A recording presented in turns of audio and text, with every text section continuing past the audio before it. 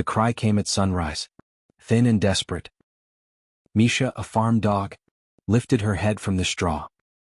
She followed the sound through the dew-wet grass and stopped at the fence line. A tiny cub lay there, spotted, shivering, eyes barely open. A leopard. He was too weak to move, too small to survive alone. Misha sniffed once. The cub whimpered and pressed against her paw. She lowered herself beside him, wrapping her body around his cold frame. When the farmer found them an hour later, the cub was asleep against her chest. He reached to take it, but Misha growled. The farmer hesitated, then sighed. "All right, girl. He's yours." That's how a wild cub found a mother, and a home that shouldn't have existed. The farmer's daughter named the cub Nico.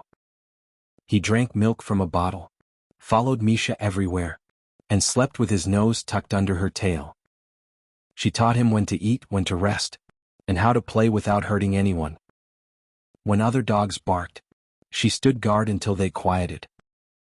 At dusk, they'd lie in the field, watching the light fade over the grass.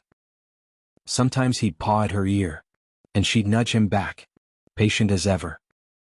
The farmer laughed. "You're raising trouble?" he said. Misha didn't care. The cub was her son. For months, the yard was alive. Paws pounding, tails wagging, soft growls echoing through the barn. But Nico grew fast. His jumps got higher, his eyes sharper, his silence longer. He was changing. And somewhere beyond the fields, the forest had already started calling him home. One evening, a rabbit darted across the pasture. Nico lunged. Misha barked once, sharp and quick. He didn't stop. He cleared the fence in a single leap and vanished into the trees. By nightfall, the fields were silent. Misha searched until sunrise, through grass, along the river, across every trail she knew. Her paws split.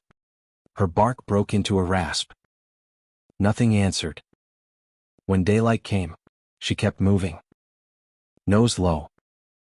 Ears high. The air smelled of rain and dust, but not of him. Each evening, the farmer whistled her home. She never moved from the fence.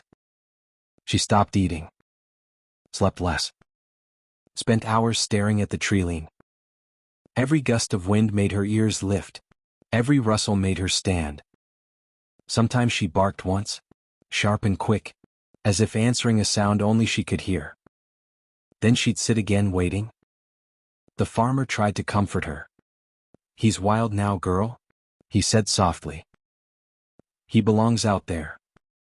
Misha didn't move. Her eyes stayed on the trees. Her coat turned gray, her steps slower.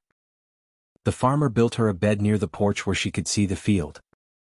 Each morning she woke, looked toward the forest, and wagged her tail once. She was still waiting. Years later, the morning came calm and clear. Mist rolled low across the pasture.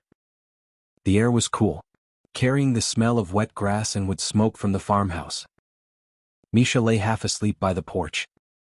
Her joints ached. The world was slower now. Then the birds went silent. She lifted her head. The grass at the far edge of the field rippled once. Something moved inside it, a steady, purposeful rhythm too large for a deer, too quiet for a cow. From the tree-line, a shape stepped out. Tall, strong, golden in the light. Nico. He stood still, the breeze shifting through his spotted coat. His tail moved once. His eyes, deep gold, calm and clear, found hers. Misha pushed herself up on stiff legs. Her tail gave a small, uncertain wag. On the porch, the farmer froze. "Misha? Stay," he whispered. She didn't move. Nico stayed where he was, head low, body tense but not threatening. Then another shape appeared behind him, smaller, spotted and cautious. Cup. It peeked from behind his leg, blinking at the light. Misha's ears lifted. Her old body trembled. Nico took a single step forward. Then another. The cub followed, its tiny paws sinking into the wet grass. They stopped a few paces away. Misha whined softly, a sound between hope and disbelief. Nico bowed his head. The muscles in his shoulders relaxed. He looked at her the way he once had, not as a predator, but as something familiar. Then he nudged the cub forward. The little one hesitated, then took a step, and another. It reached Misha, sniffed her paw, then pressed its head gently against her muzzle. Misha lowered herself, touching her nose to the cub's fur.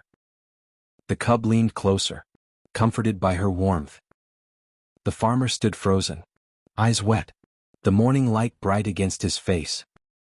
For a few quiet seconds, no one moved. Only the breeze stirred. Nico gave a low rumble, not a warning, but a thank you. Then he turned, leading his cub toward the trees.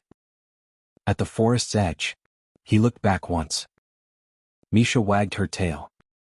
For that moment, the world felt whole again.